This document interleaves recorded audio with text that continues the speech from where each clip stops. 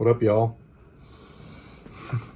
So I figured I wouldn't continue making videos of my ceiling fan. Give Mike something else to look at, even though it's not my pretty face, which he misses so much. It's my birdies. Like, first of all, I can't believe how often these birds go through seed. It's unbelievable. Like, I have to fill this thing up every other day nowadays. It's like this is the season where they're just freaking going nuts. Anyway, I made a private video to Mike, just kind of addressing some of the things that he said. I don't necessarily need to bring that into this video. I did want to respond to Sned, though. First of all, the stuff that you were saying about the woke movement, I think it was very eloquent. You called it an economy where they were sort of exchanging virtue signaling and other stuff. And again, I can't put it as well as you did, so I'll just direct people to your video if they want to hear exactly what you said. I agree with that. I think a lot of other people's interpretation of their behavior falls in line with that. The Unabomber actually, in his manifesto, said almost exactly that. Almost exactly the same thing that you said, was that they're searching for meaning and purpose in life, and that's where they find it.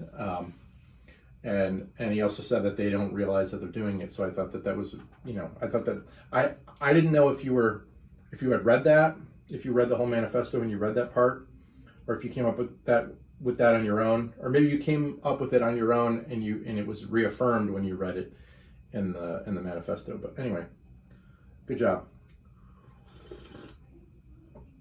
One thing I wanted to address, though, as far as religion, the only thing that I think that you might not fully understand about people getting involved in religious groups, yes, I think some of them absolutely do it so that they can feel like they're part of a group.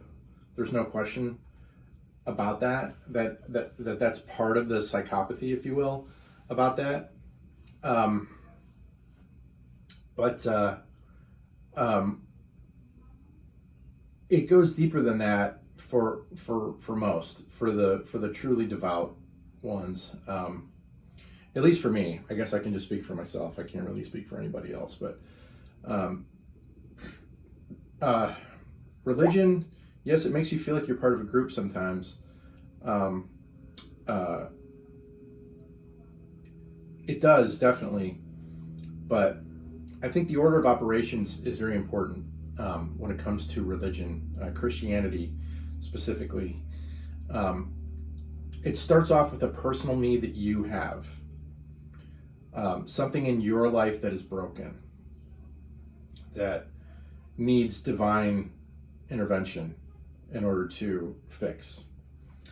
And if you come to religion on different terms other than that, if you come to religion and say, I need friends, I need to find my soulmate, I need to feel like I'm part of a group, and you go to church, you're probably not going to last in that church. Or the second you find your friends or you find your soulmate or whatever, then you're going to leave the church because you got what you came there for. Does that make sense?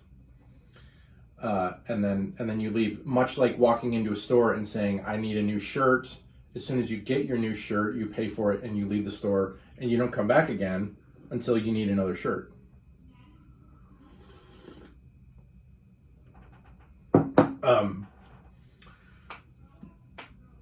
Again, I can't speak for anybody else, but I'll talk about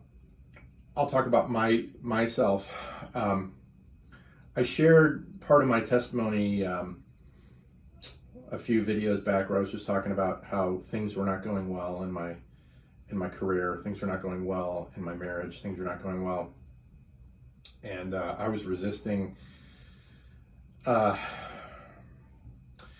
I was resisting doing the things that I should be doing to fix my marriage and my career, which is mainly to humble myself and to just kind of accept things for the way they were and to know my place, as opposed to making all these demands on people and telling them, you need to do this for me and that for me, as opposed to, well, what can I be doing for other people?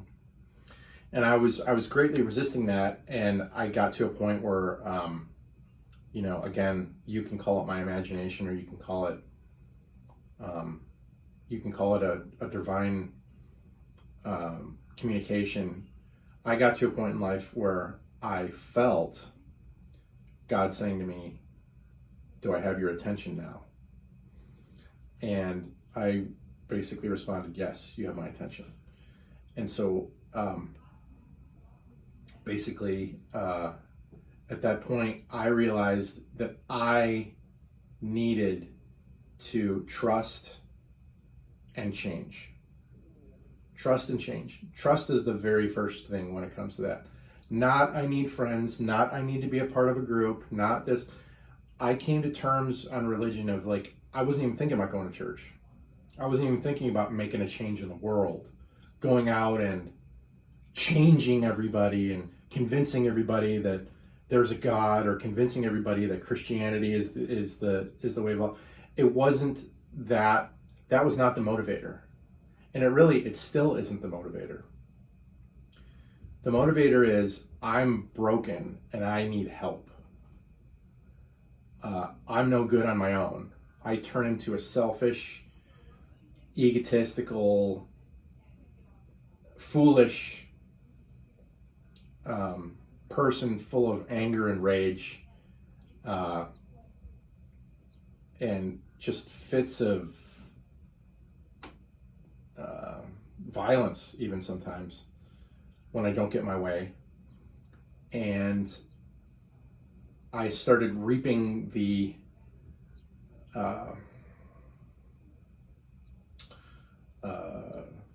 results of that, whereas everything was kind of falling apart in my life.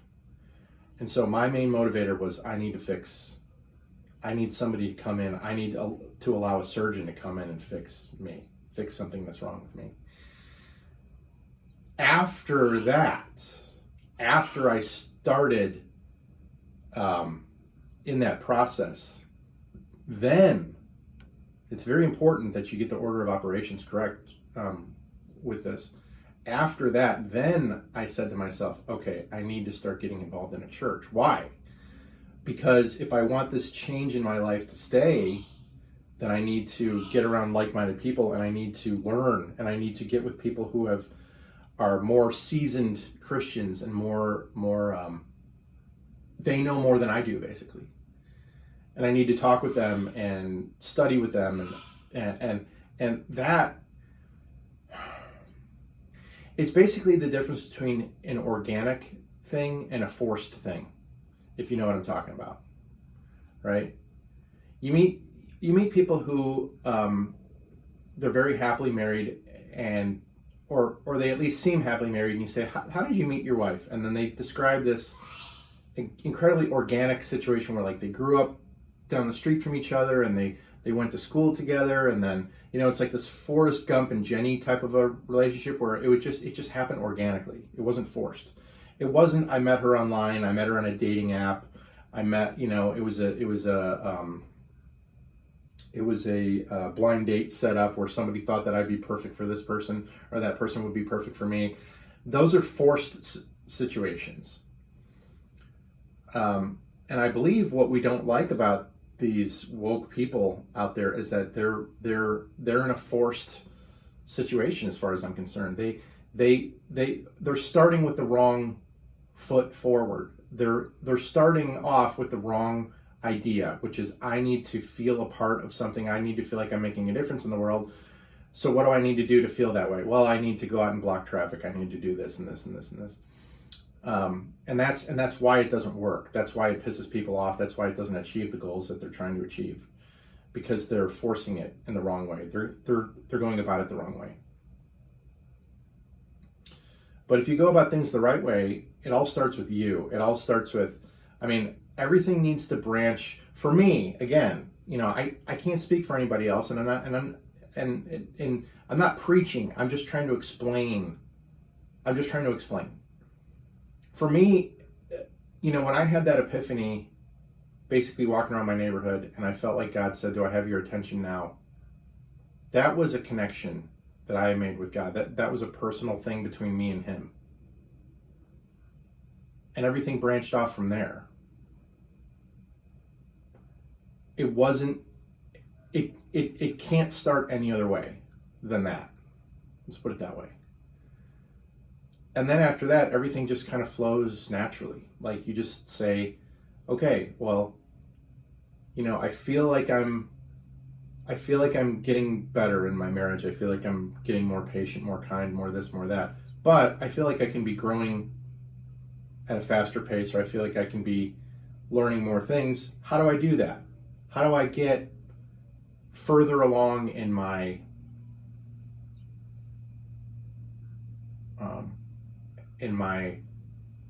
walk with God, if you will? Oh, maybe I need to start going to church. Okay, now I need to find a church. I need to meet like-minded people, blah, blah, blah. You see the difference? Is that it starts with me and what I need, and growing and learning, and then it branches out from there, as opposed to it starts from like more of like a selfish, I need to feel like I'm part of a group, I need to feel cool, I need to meet a girlfriend, I need to, basically I was looking in the mirror and saying, like, I'm a broken person, I'm a fucked up person. I fuck shit up. I fuck up my career, I fuck up my marriage, I fuck up my relationships with my kids. I need to fix this. I need somebody to come in and help me fix this.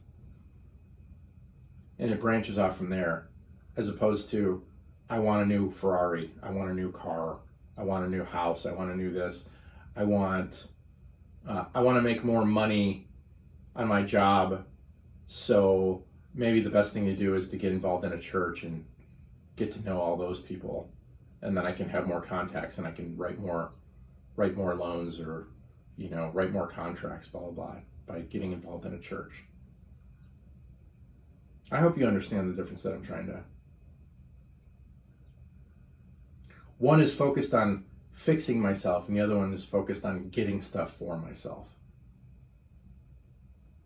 It's a matter of coming to it in humility, or coming to it in greed or lust or whatever. And I think that the woke people who are I'm watching this dove try to get into that cage and eats it, like he's like desperately, he just lands on there, he slips around, and then he falls down. He's such a dork. Anyway, I hope you understand the difference that I'm trying to paint for you, and how it's a personal thing, and it's basically on the only way that you can come to where I've come is really by looking yourself in the mirror and being like, wow, I'm a broken individual. And am I trying to pat myself on the back for that? No. I mean, I hope you guys don't think I am. Really what I'm doing is, it's actually really hard for me to admit to you guys that I have a temper, and that I struggle with patience, and that, and I struggle with, treating people nicely, and it's hard to do that. And that's why I think it's important for me to consistently acknowledge those things about myself, because that way I don't appear to be this holier than thou judgmental person who's like, why can't you just be more like me? Look at what I'm doing.